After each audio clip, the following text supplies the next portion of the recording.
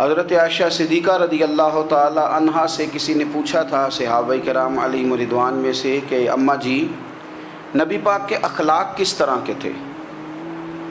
تو فرمانے لگی قرآن مجید ہی رسول پاک کے اخلاق ہیں۔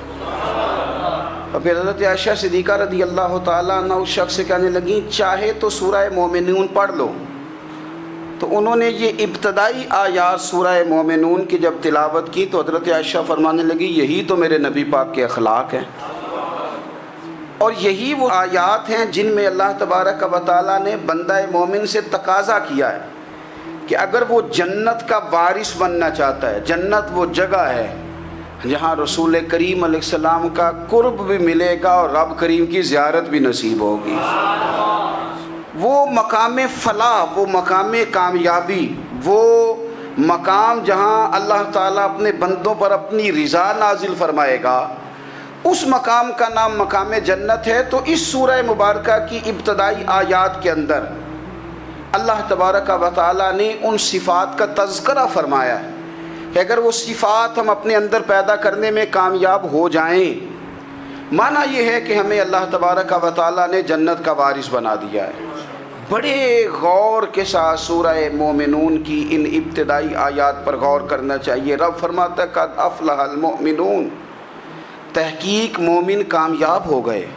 کون سے مومن؟ الذین ہم فی صلاتہم خاشعون، وہ جو اپنی نمازوں میں گڑ گڑانے والے ہیں، خشوع کے ساتھ، عاجزی کے ساتھ، انکساری کے ساتھ، ذوق کے ساتھ نماز پڑھنے والے ہیں۔ والذین ہم عن اللغو معرضون، اور وہ جو بیہودہ باتوں سے منہ پھیرنے والے ہیں، لغویات سے اپنا رخ پھیرنے والے سنجیدہ لوگ۔ پھر ارشاد فرمایا والذین ہم للزکاۃ فاعلون، جو زکوٰۃ دینے کا کام کرنے والے ہیں۔ پھر فرمایا والذین ہم لفروجہم حافظون، اور وہ لوگ جو اپنی شرمگاہ کی حفاظت کرنے والے، اپنی شرمگاہ کی حفاظت کرنے والے۔ الا علی ازواجہم، مگر یہ کہ اپنی بیویوں پر، او ما ملکت ایمانہم، یا اپنی شرعی باندیوں پر۔ اس زمانے میں جو لونڈی خریدی جاتی تھی اس سے بھی وطی کرنا جائز تھا، اگرچہ اب لونڈیاں موجود نہیں ہیں تو یہ فعل بھی موجود نہیں، سوائے اپنی بیویوں پر یا شرعی باندیوں پر۔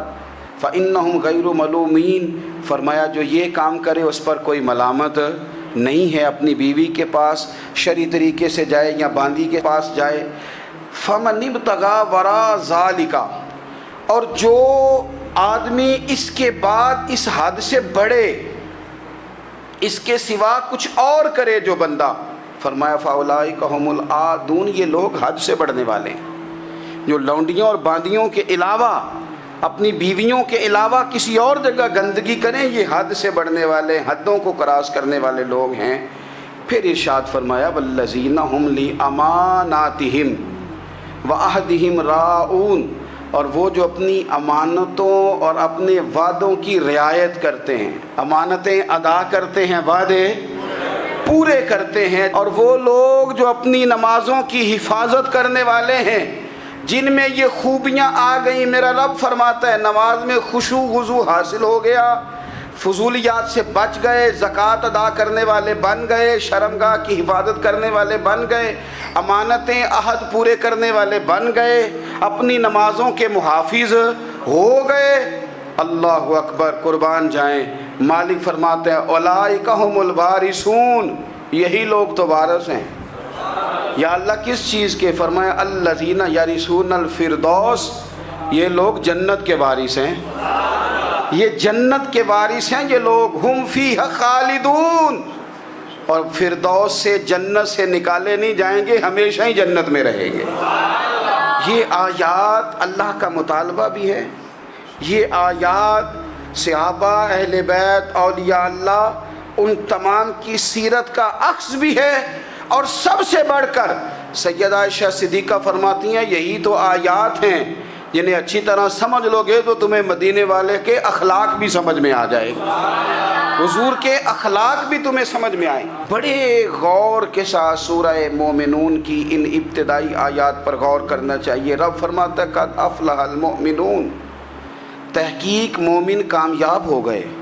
کون سے مومن؟ الذین هم فی صلاتہم خاشعون، وہ جو اپنی نمازوں میں گڑ گڑانے والے ہیں، خشوع کے ساتھ، عاجزی کے ساتھ، انکساری کے ساتھ، ذوق کے ساتھ نماز پڑھنے والے ہیں۔ دیکھیں قرآن نے یہ نہیں کہا شروع میں کہ وہ لوگ اپنی نماز پابندی سے پڑھتے ہیں، بلکہ فرمایا وہ نمازوں میں عاجزی کرتے ہیں، وہ نماز میں خشوع کرتے ہیں، خضوع کرتے ہیں۔ نماز ہم بھی پڑھتے ہیں، ڈھیر سارے لوگ ہیں جن کا یہ مطالبہ ہے کہ میرا نماز میں دل ہی نہیں لگتا۔ پہلی بات تو یہ ہے کہ دل نہ بھی لگے تو نماز پھر بھی پڑھنی ہے، اور دوسری بات یہ کہ دل لگانے کو بھی تو کچھ انسان کے پاس چیزیں ہونی چاہیے نا، کوئی ضروریات ہوتی ہیں۔ سب سے پہلی بات یہ کہ مسئلہ نماز کا نہیں، مسئلہ اہمیت کا ہے۔ آپ نے اللہ تبارک و تعالیٰ کی ذات کی، رب کریم کے جلالت کی جتنی زیادہ اہمیت اپنے دل میں محسوس کر لی، اتنا ہی نماز کی طرف توجہ آپ کی بڑھ جائے گی۔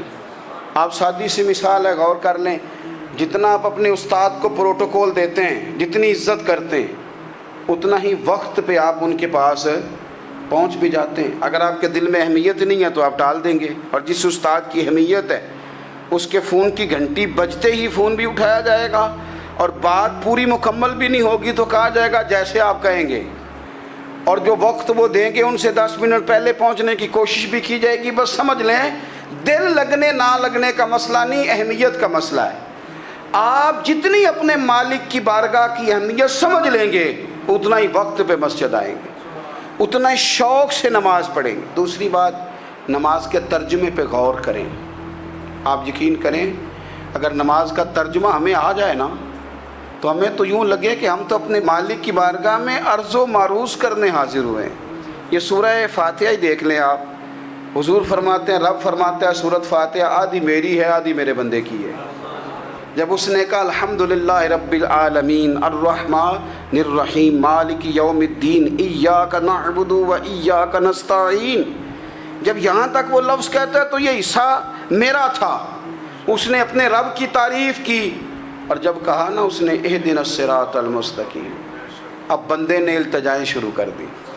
اس نے کہا کہ مالک بھی تو ہے، رحمان بھی تو ہے، رحیم بھی تو ہے، عبادت بھی تیری کرتے ہیں تو مدد بھی تو تجھی سے مانگنی ہے نا، اب مہربانی فرمانا اہدنا الصراط المستقیم، ہمیں سیدھا راستہ دکھا دے، صراط الذین انعمت علیہم، ان لوگوں کا راستہ دکھانا جن پر تو نے انعام کیا ہے، غیر المغضوب علیہم ولا الضالین، ان کے راستے پہ نہ چلانا جن پر تیرا غضب ہوا، جو گمراہ ہو گئے ان کے راستے۔ تو نماز میں جب ترجمے پر آپ کا غور ہوتا ہے تو آپ کا تو دل خود بخود لگ جاتا ہے، شوق بڑھ جاتا ہے آپ کا۔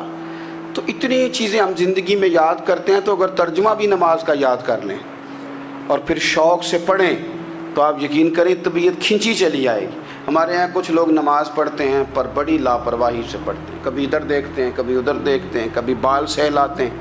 وہ میں نے دیکھا ہے سجدے جا رہے ہیں تو سیانے سیانے بندے کبھی کپڑے کو چھیڑ رہے ہیں کبھی جگہ کو چھیڑ رہے ہیں۔ میرے نبی کریم صلی اللہ تعالیٰ علیہ وسلم نے فرمایا ان لوگوں کا کیا حال ہے جو اپنی نماز میں نظریں آسمان کی طرف اٹھاتے ہیں، رکوع سے اٹھے تو اوپر دیکھنا شروع کر دیا، کیا حال ہے ان کا۔ اور پھر حضور نے ایک موقع پر تو سختی فرمائی، فرمایا جو نماز پڑھتے اپنی نظریں آسمان کی طرف اٹھاتا ہے وہ باز آ جائے، ورنہ ایسا نہ ہو کہ رب اس کی آنکھیں ہی چھین لے، وہ باز آ جائے اس کام سے۔ خشوع کے ساتھ نماز پڑھے، عاجزی کے ساتھ نماز پڑھے، اس کا دل لگا ہوا ہو نماز کے اندر۔ میرے نبی پاک صلی اللہ تعالیٰ علیہ وآلہ وسلم کے غلام حضرت انس بن مالک رضی اللہ تعالیٰ عنہ فرماتے ہیں کہ رسول پاک صلی اللہ علیہ وسلم نے مجھ سے فرمایا تھا کہ بیٹے نماز میں ادھر ادھر دیکھنے سے بچو، کیونکہ فرمایا نماز میں ادھر ادھر توجہ کرنا یہ بندے کو ہلاک کر دیتا ہے، ہلاکت ہے اس میں اگر تم نے ادھر ادھر توجہ ہوگی۔ نماز تم مالک کی بارگاہ میں کھڑے ہو اور تم دیکھ ادھر ادھر رہے ہو، تو ایک تو نماز عاجزی کے ساتھ۔ پھر فرمایا والذین ہم عن اللغو معرضون، وہ لوگ جو فضول باتوں سے، لغویات سے اپنا منہ پھیر لیتے ہیں، فضولیات سے۔ ہمارے ہاں نا بہت سارے لوگ ایسے ہیں جو بلا وجہ ان چیزوں میں دلچسپی لیتے ہیں جو ان کے مطلب کی نہیں ہے، ان کے مطلب کی مطلب آپ کسی سے ملیں کہتے کیا حال ہے؟ ٹھیک ہے جی۔ بچوں کا کیا حال ہے؟ ٹھیک ہے۔ بچے کتنے ہیں؟ تو بھئی آپ کو جب پتہ ہی نہیں تھا کتنے ہیں تو حال کیوں پوچھا آپ نے؟ آپ کرتے کیا ہیں؟ آپ کا بڑا بھائی کیا کرتا ہے؟ چھوٹا بھائی کیا کرتا ہے؟ ابا جی کیا کرتے ہیں؟ بھئی آپ کے مطلب کی بات نہیں، آپ مطلب کی مقصد کی بات کریں، بے مقصد باتوں میں الجھنے کی ضرورت نہیں ہے۔ دیکھیں، اپنا ادارہ میں چلاتا ہوں، اپنا گھر آپ چلاتے ہیں، اپنی ڈیوٹی آپ کرتے ہیں۔ آپ کو زیادہ بہتر پتہ ہے کہ آپ اپنا گھر کیسے چلا رہے ہیں، مجھے زیادہ بہتر پتہ ہے کہ میں مدرسہ مسجد، مجھے زیادہ بہتر پتہ ہے اس کے اندر کون سی اصطلاح کس طرح کرنی ہے، یہ مجھ سے زیادہ بہتر کوئی بندہ جانتا نہیں۔ اب ہم کیا کرتے ہیں، جب ہم دوسرے کے کام میں مداخلت کرتے ہیں تو دو نقصان ہوتے ہیں۔ ایک تو اس کے ساتھ ہمارا رائے کا اختلاف ہو جاتا ہے، اور دوسرا ہمارے اپنے بہت سارے کام رہ جاتے ہیں، کیونکہ ہماری توجہ ہی دوسرے کی جانب تھی، اپنے بڑے سارے کام رہ جاتے ہیں۔ اس لیے بہت ساری ایسی چیزیں ہیں جن میں بلا وجہ کوئی مقصد نہیں۔ ہم پرانے لوگوں سے باتیں سنا کرتے تھے، ہمارے بزرگ کہا کرتے تھے جڑے پنڈ جانا نہیں، جڑے پنڈ جانا نہیں ہوتا راہ پوچھنے دی کی لو۔ لغویات میں نہ الجھیں، فضولیات میں نہ الجھیں، یعنی ٹو میں رہنا، ٹو میں۔ آپ یقین کریں، میں نے پرسنلی طور پہ اس چیز کو محسوس کیا ہے کہ ہمارے بہت سارے اہم حقوق صرف اس لیے مس ہوتے ہیں کہ ہماری اپنے سے زیادہ توجہ سامنے والے پہ ہوتی، سامنے والے۔ میں نے دیکھا بڑے بڑے عجیب سوال اور بڑے بڑے انوکھے سوال، مطلب یہ کہ اتنی لمبی چوڑی، اور لوگوں کو بڑا پتہ ہوتا ہے یہ فلاں آدمی جو ہے اس کے بچے کتنے ہیں، وہ بیاہ کہاں پہ ہیں، کس کس علاقے میں ان کی شادیاں ہوئی ہیں۔ اتنی تفصیلات کی ہمیں ضرورت نہیں ہے، ہم سے تو ہمارے بارے میں پوچھا جائے گا۔ تو ہمیں اپنا معاملہ بڑا صاف ستھرا، دیکھیں کیا سونی بات کی مدینے والے رسول نے، قربان جائیں حضور کے جملوں پر۔ ایک شخص نے پوچھا حضور سونا اسلام کون سا ہے، خوبصورت مسلمان کون ہے؟ تو نبی پاک صلی اللہ علیہ وسلم نے فرمایا وہ خوبصورت مسلمان ہے جو بات اس کے مقصد کی نہیں، بے معنی ہے، وہ بات وہ چھوڑ دے۔ بے مقصد باتوں سے الجھنا جو بندہ چھوڑ دے وہ مسلمان بڑا سونا مسلمان ہے۔ ہم کمزور اس لیے ہوتے ہیں کہ ہماری توجہ زیادہ دوسروں کی باتوں پر پڑتی ہے۔ پھر فرمایا والذین ھم للزکاۃ فاعلون، وہ لوگ جو زکوٰۃ دینے کا کام کرتے ہیں، صدقات کرتے ہیں، خیرات کرتے ہیں، وہ کامیاب ہو جاتے ہیں۔ پھر فرمایا والذین ھم لفروجہم حافظون، وہ جو اپنی شرمگاہ کی حفاظت کرتے ہیں۔ نوجوان میری بات پر توجہ کریں، فرمایا وہ لوگ جو اپنی شرمگاہ کی، والذین ھم لفروجہم حافظون، وہ لوگ جو اپنی شرمگاہ کی حفاظت کرتے ہیں۔ حضور غوث پاک رضی اللہ تعالیٰ عنہ فرمایا کرتے تھے دو چیزیں انسان اپنی سنبھال لینا، ایک پیٹ اور ایک شرمگاہ، تو فرماتے تھے ولایت اس کے بڑی قریب آ جاتی۔ ہم نہ ان لذات میں الجھ جاتے ہیں۔ سیانے سیانے بندے، روٹی کمر سیدھی کرنے کے لیے کھانی چاہیے، زبان کے ذائقے کے لیے نہیں کھانی چاہیے۔ یہ زبان کا ذائقہ لگ جائے یہ کہیں کا نہیں چھوڑتا انسان کو۔ اپنی شرمگاہ کی جو لوگ حفاظت کر لیتے ہیں، کوئی بڑے سے بڑا گناہ کرنے سے بھی بندہ کافر نہیں ہوتا، بندہ کفر کرنے سے کافر ہوتا ہے۔ گناہ بڑے سے بڑا کرنے والا بھی گناہ گار ہے، کافر نہیں۔ لیکن بعض گناہ ایسے ہیں جو جس وقت بندہ کر رہا ہوتا ہے اس وقت وہ مومن نہیں ہوتا۔ میرے نبی کریم صلی اللہ تعالیٰ علیہ وسلم نے فرمایا جب کوئی شرابی شراب پیتا ہے اس وقت مومن نہیں ہوتا، جب کوئی چور چوری کرتا ہے تو اس وقت مومن نہیں ہوتا، اور جب کوئی زانی زنا کرتا ہے تو تب وہ مومن نہیں ہوتا۔ اتنی دیر کے لیے اس کے دل سے ایمان نکال لیا جاتا ہے۔ یہ جو ہمارے لڑکے بن سمر کے نکلتے ہیں، یہ جو میک اپ کا خرچہ لڑکیوں کے برابر لڑکوں کا ہوتا جا رہا ہے، یہ جو لڑکے بھی رات کو چہرے پر کریم لگا کر کے سوتے ہیں، یہ بتا سکتے ہیں کہ مقاصد کیا ہے؟ بتا سکتے ہیں؟ یعنی بچے بھی بغیر شیمپو کے بال نہیں دھوتے، مثلا کیا کرنا ہے آپ نے اس کا؟ بڑی بڑی قیمتی چیزیں جو ہیں وہ آپ نے رکھی ہوئی ہیں، مقصد کیا ہے؟ یہ جو ہمارے بچے بن سنور کے نکل رہے ہیں تو کیا دعوت دے رہے ہیں سوسائٹی کو؟ شارٹ نکرے پہن کے جو نکلے ہوئے ہیں اریاں لباس پہن کے نکلے ہوئے. اقبال نے کہا تھا دیار مشرق ہوس میں غلطاں، شباب اریاں شراب اسیاں، جسے بھی دیکھو غری کے اسیاں. ہم ایسی تہذیب کیا کریں گے؟ شباب اریاں، تم نے اپنی جوانی ننگی کر ڈالی ہے ساری معاذ اللہ. کن مقاصد کے لیے؟ میں وہ اعداد و شمار بتا نہیں سکتا. ہمارے ہاں گاند سستا ہو گیا ہے، لوگوں نے گناہ تک پہنچنا آسان بنا دیا ہے. آپ دیکھ لیں گندگی دروازے پہ اور گند موبائل میں. کیسے بچائیں ان بچوں کو؟ کیا کریں؟ کلیجے پھٹتے ہیں. ابھی باتیں سوچتے ہیں تو سوچتے ہیں آنے والی نسل کو کہاں لے جائیں، کہاں چھپائیں، کیا ایسا کریں کہ یہ بچ جائیں. خدا را قربان جائیں حضرت عثمان غنی پر. مصنف ابن ابی شیبہ میں صحابہ فرماتے ہیں حضرت عثمان غنی نا بڑے مالدار تھے. مال آتا ہے تو لوگ عیاش نہیں ہو جاتے، مال آتا ہے تو لوگوں کی خواہشات بہت بڑھ نہیں جاتی. بڑے مالدار تھے، مالدار بھی تھے اور سونے بھی بڑے تھے. حضرت اسامہ بن زید کہتے ہیں میں نے زندگی میں اتنا سونا بندہ نہیں دیکھا جتنے حضرت عثمان غنی خوبصورت تھے، پیسہ بھی حسن بھی.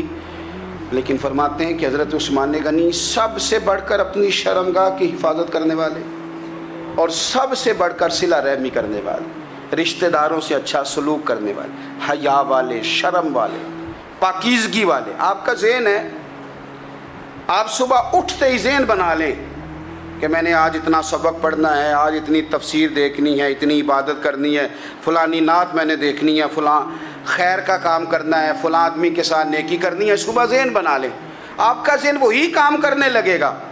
لیکن اگر صبح اٹھتے ہی ذہن میں گندگی ہے، رات کو سوتے ہی معاذ اللہ ذہن میں وسوسے ہیں، تو پھر سارا دن وہی چکی چلے گی، وہی انداز رہے گا. تھوڑا سا آپ کو اس کی نگرانی کرنی ہے. تھوڑا سا فحاشی عریانی یہ تیزی سے پھیل رہی ہے، تیزی سے گندگی لوگ کشید کر کے لاتے ہیں. اور حیا کا مطلب صرف اتنا ہی نہیں ہے آپ زنا اور بدکاری سے بچیں، آپ اپنی زبان کو بھی حیا والا بنائیں. کوئی کچا کمزور جملہ، گندی بات، گالی کبھی بھی زبان پہ نہ آئے. آپ کا انداز حیا والا ہو. بے باک ہو جانا، بے باک بولنا، میں باریکی سے اس بات کو سمجھتا ہوں اور میں آپ کو بہت ساری بزرگوں کے ارشادات کا نچوڑ عرض کرنے لگا ہوں. آپ اپنا ذہن صاف کر لیں، آپ کے بہت سارے کام ویسے ہی صحیح ہو جائیں گے. چونکہ ہمارے دین کے اندر زیادہ اجر نیتوں اور ارادوں پہ ملتا ہے. آپ کے جو اندر کی پاکیزگی ہے وہ بہت سارا فضل لاتی ہے اللہ کا. اور اگر دل ہی ناپاک ہو، ذہن ہی ناپاک ہو، تو وہ خیر کی چیزیں کس طرح کر کے داخل ہوں گی؟ اپنی شرمگاہ کی قربان جائیں. نوجوانوں ذرا غور کرنا. میرے نبی کریم صلی اللہ تعالیٰ علیہ وسلم کے بارے میں حضرت عائشہ صدیقہ فرماتی ہیں کہ عرب کی کنواری لڑکیاں بڑی حیا والی ہوتی تھیں، لیکن اللہ کے پیارے رسول صلی اللہ علیہ وسلم عرب کی کنواری لڑکیوں سے بھی بڑھ کر حیا والے تھے. یہ ہمارے بچے مذاق میں ہمیں کئی دفعہ کہتے ہیں شادی کرا دو، شوگل میں کہہ دیتے، ابا کو کہہ دیتے ہیں، ابا کو نہیں منہ پہ آ کے کہہ دیتے ہیں، کہتے ہیں یہ بڑا بھائی مصیبت بن گیا، یہ ہٹے گا تمہاری باری آئے گی. آپ کچھ ایسی باتیں کر رہے ہیں، کچھ ایسے انداز آپ اختیار کر رہے ہیں جو وزادار لوگ کرتے نہیں. شرم و حیا سے وہ چیزیں ڈھل جاتی ہیں جو باتیں ہمارے بچوں کی زبانوں پر بے باکی کے ساتھ آنے لگی ہیں. اور میں آپ کو ایک عقلی بات عرض کرتا ہوں، آپ اپنی زبان سے جو جملے خود ادا کرتے ہیں وہ جملے آپ کے دل پر بھی اثر کرتے ہیں. اگر آپ غلط بات بار بار کریں گے تو آپ کا دل بھی غلط بات کی طرف مائل ہو جائے گا. آپ 10 بار 15 بار 20 بار کوئی خیر کی بات کریں، خیر کی، تو آپ دیکھیں کہ آپ کا دل بھی خیر کی طرف مائل ہو جائے گا. آپ خیر کی باتوں پر اپنے آپ کو لائیں، اچھی باتوں پر اپنی توجہ لائیں، آپ کا دل بھی اچھائی کی طرف مائل ہو جائے گا. کفل کا ایک واقعہ ترمذی میں ملتا ہے. ایک شخص کفل نام کا تھا بنی اسرائیل میں. ایک عورت مجبور تھی، اس کے بچے بھوکے تھے، تو کفل نے اسے مائل کر لیا کہ تو میرے ساتھ گناہ کرے گی تو پھر میں تیرے بچوں کی روٹی تجھے دوں گا. تو وہ عورت پہلے تو بیچاری نہ مانی، لیکن بچوں کی بھوک دیکھ کے مجبور ہو گئی. جب کفل کے قریب گئی نا وہ عورت، اس نے دروازے سارے بند کر لیے. ترمذی شریف میں اس کا واقعہ موجود ہے. چاروں جانب سے بند ہو گیا سارا کچھ. لیکن جب وہ کفل کہتا ہے میں اس بی بی کے پاس جانے لگا تو عورت کا وجود کانپتا تھا. جس بندے کو گناہ کی طرف جاتے اس کی طبیعت میں ہیجان پیدا ہو تو مانا یہ ہے کہ ابھی ذہن پورا غلیظ نہیں ہوا, ابھی طبیعت پوری گندی نہیں ہوئی, ابھی ایمان کی بہت ساری قسمیں موجود ہیں, عورت کا وجود کانپتا ہے. تو کفل کہتے ہیں کہ میں نے اسے کہا کہ سارے دروازے بند ہیں, ڈرتی کیوں ہے؟ تو کہنے لگی ڈرتی اس لیے ہوں کہ سارے دروازے بند نہیں ہوتے, ایک دروازہ کھلا ہے اور وہ دروازہ رب قدیر کا دروازہ ہے, اسے کیسے بند کیا جا سکتا ہے؟ تو کہتے ہیں جب اس نے یہ لفظ کہے تو مجھ پر بھی بات کا اثر ہوا, مجھ پر بھی. تو میں نے کہا کہ اگر تو عورت ہو کہ رب سے اتنا ڈرتی ہے تو مجھے تو اس نے مرد بنایا ہے, تو مرد تو ہوتا ہی وہ ہے جو اپنے آپ پر کنٹرول کر سکے. تو اب نہ معاملہ آگے جائے گا, اب یہاں بات رکے گی نہیں, جا میں تجھے آزاد کرتا ہوں. عورت گئی, اس نے توبہ کی کفل نے, اور رات رو کے کہنے لگا مالک آج میں نے توبہ کی ہے تو میرے اوپر مہربانی کرنا, میری توبہ ٹوٹنے نہ پائے. رات اس نے توبہ کی, رات ہی انتقال ہو گیا. لوگوں کو پتہ تھا بڑا بے حیا ہے, بد کردار ہے, گناہ گار ہے, شاید لوگ اس کا چہرہ دیکھنے بھی نہ جاتے, پر مالک کریم ہے نا. حضور فرماتے ہیں سویرے اس کے دروازے پہ لکھ دیا اللہ نے, لوگوں رب نے کفل کے سارے گناہ معاف کر دیے ہیں. اس کے دروازے پہ لکھ دیا گیا. جب آپ اپنی حفاظت کرنا چاہتے ہیں تو اللہ پھر اسباب بھی پیدا کر دیتا ہے. اپنی شرمگاہ کی, اپنی نظر کی آپ خوب حفاظت کریں. اور میں آپ کو ایک بات عرض کروں, ایک بندے کے باحیا ہو جانے سے نا, ایک بندے کے ٹھیک ہو جانے سے اس کے دائیں بائیں بے شمار لوگ ٹھیک ہو جاتے ہیں. نہ چاہتے ہوئے بھی آپ کی نیکی کا اثر آپ کے دوستوں پہ پڑتا ہے, نہ چاہتے ہوئے. اور ایک بندے کے بگڑ جانے سے اس کے دائیں بائیں بہت سارے لوگ بگڑ جاتے ہیں, بہت سارے لوگ بگڑ جاتے ہیں. آپ اگر اپنے لب و لہجے پر یہ پابندی لگا سکیں اور اپنے آپ کو اگر آپ سنبھال سکیں تو پھر یاد رکھیے گا بڑی ساری چیزیں بہتر ہو جائیں گی. کچھ چیزیں ایسی ہوتی ہیں جو ہم نہ فراخ دلی سے بانٹتے ہیں, اور کچھ چیزیں ایسی ہوتی ہیں جو مجبور ہو کر ہم دیتے ہیں. کئی دفعہ ایسا ہوتا ہے کہ سامنے والا کچھ زیادہ تکلیف میں ہوتا ہے اور ہمارے پاس بھی وسعت نہیں ہوتی, لیکن زیادہ اجر اسی بندے کو ملتا ہے جو تھوڑی تکلیف برداشت کرے اور سامنے والے کی تکلیف کو دور کرے. مدینہ منورہ میں نا قحط پڑ گیا تھا, غلہ نہیں ملتا تھا, تو قحط کے زمانے میں لوگ نا پھر چیزوں کو مہنگا کر کے بیچتے ہیں. ہمارے ہاں ایک طرف چینی کی لائنیں لگی ہوتی ہیں اور دوسری دفعہ چھاپا پڑتا ہے, پورے کے پورے گودام بھرے ہوئے نکل آتے ہیں. لوگ مصنوعی قلت پیدا کر دیتے ہیں. حضرت عمر فاروق رضی اللہ تعالیٰ عنہ کے زمانہ نور میں قحط پڑ گیا تھا, گندم کا دانہ اس طرح ہو گیا تھا جس طرح سونا ہے. سیدنا عثمان غنی رضی اللہ تعالیٰ عنہ کے نا بہت سارے اونٹ غلے کے بھرے ہوئے مصر سے آئے, اور لگتا یوں ہے کہ وہ شخص آپ ہی کو غلہ دیتا تھا, کسی اور کو دیتا بھی نہیں تھا, جو اونٹ بھر کے اس نے لیے. تو مدینہ منورہ کے اندر جب وہ مال پہنچا نا, آپ کو بتانا یہ چاہ رہا ہوں کہ ساری تجارت بندوں سے نہیں کرنی چاہیے, کچھ اللہ سے بھی کرنی چاہیے. رب سے جو بندہ تجارت کرتا ہے وہ بڑا کامیاب ہوتا ہے. وہ غلے سے بھرے ہوئے اونٹ آپ کے پہنچ گئے تو تاجر آئے, انہوں نے آگے کہا عثمان ہم کھول کے نہیں دیکھتے کہ اندر مٹی ہے کہ سونا ہے, اور یہ بھی نہیں پوچھتے آپ نے کتنے کا خریدا ہے, آپ کی زبان پر اعتبار ہے. آپ نے جتنے کا مال لیا ہے نا ہم ڈبل دیتے ہیں, آپ ہمیں دے دیں. آپ فرمانے لگے نہیں مجھے زیادہ نفع ملتا ہے. انہوں نے کہا 2 گنا, فرمایا نہیں زیادہ ملتا ہے. کہا 3 گنا, فرمایا زیادہ ملتا ہے. وہ کہنے لگے اس سے زیادہ تو کوئی تاجر ہے ہی نہیں جو زیادہ دے. فرمایا بس مجھے ملتا ہے نا. کہا کتنا ملتا ہے؟ فرمانے لگے لگتا ہے کہ اگر وہ تاجر زیادہ کرم نوازی کرے تو 700 گنا تو دے گا ہی, اور باقی کریم ہے. انہوں نے کہا جی نہیں اتنا نہیں ہم دے سکتے, پھر آپ بیچ لیں. یہ بات ہی سمجھ میں نہیں آتی. لوگ چلے گئے تو حضرت عثمان غنی مال اٹھا کے مسجد کے دروازے پہ لے گئے, جا کے کہنے لگے اے عمر اعلان کر دیں جس غریب کو گندم کی ضرورت ہے, آسانی کے دور میں نہیں دقت کے دور میں, جب لوگوں کو مل نہیں رہی چیز, جس کو ضرورت ہے وہ آئے اور آ کے لے جائے۔ جب جناب عثمان غنی کے اس غلے کا اعلان ہوا تو تاجروں کو اب مسئلہ سمجھ میں آیا کہ یہ 700 گنا کو بندہ نہیں دے رہا، یہ رب کریم عطا فرما رہا ہے۔ میرے عزیز، کچھ سودے رب کے ساتھ بھی کریں۔ اگر کوئی بڑا ضرورت مند دروازے پہ آ جائے نا تو پھر اپنا نفع نقصان نہیں سوچنا، پھر تو رب کے ساتھ تجارت کرنی ہے۔ ضرورت مند کی ضرورت کا لحاظ کرنا یہ نہ مسلمانوں کے ایک دوسرے کے قریب کرے گا۔ ہم کون ہوتے ہیں کسی کی حاجت پوری کرنے والے، ضرورت پوری کرنے والے؟ کرنے والا تو اللہ ہے۔ تو اگر رب ہمیں کبھی وسیلہ بنائے، ذریعہ بنائے، تو پھر ہمیں ذرا نا خوش دلی سے بننا چاہیے۔